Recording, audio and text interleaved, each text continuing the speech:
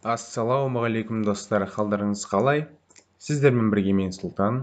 Бұл ағылшын тілі 0-ден бастап 25-ші сабағы.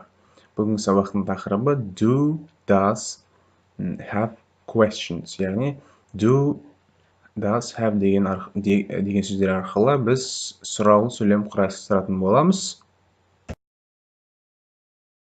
Сонымен алдыңғы сабақта өздеріңіз білесіздер, he, she, it-тен кейін негізі has қолданылады. Бірақ сұраулы сөйлемде does көмекші сөз арқылы дәл сол s жалғауы doesға кетіп қалады да have болып өзгеріп кетеді. Сонымен does he have a friend? Friend деген дос, оның досы бар ма ер адамдарға? Does he have a friend? Yes, he does. No, he doesn't. Yeah, ода бар досы, жоқ, ода досы жоқ деген. Does she have a friend? Yes, she does. No, she doesn't. Does it have a friend? Yes, it does. No, it doesn't.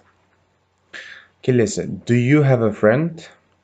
Сенде, сізде, сендерде, енді сенде деген дұрысырақ болады, сізде немесе.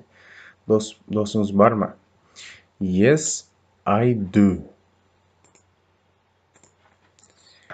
No, I don't. Яғни, мысалы, бір адамнан сұраған кезде, ол мен деп жауап береді, сондықтан біз былай сұраймыз. Do you have a friend? Yes, I do деп жауап береді. Немесе no, I don't.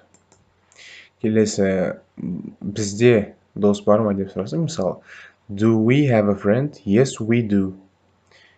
Сонда осы жерге қоя береміз. We, they. Мына жерде дәл солай. He, she, it. Өздеріңіз көріп тұрсыздар, өте оңай. Енді қазір бір шағын жаттығу бар, істейік.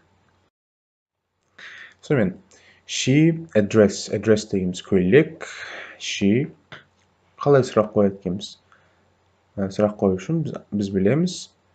Does she have a dress? Оның көйлегі бар ма? Yes, she does. Yeah, ода бар.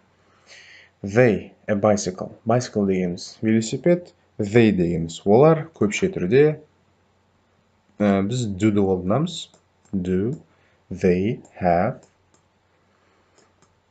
a bicycle? No, жоқ. They don't.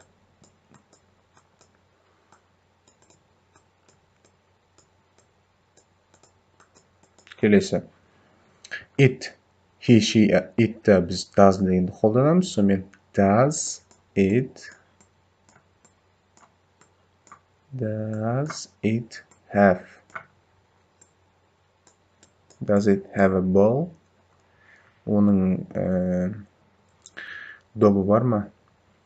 No, it doesn't. Жоқ, ода жоқ.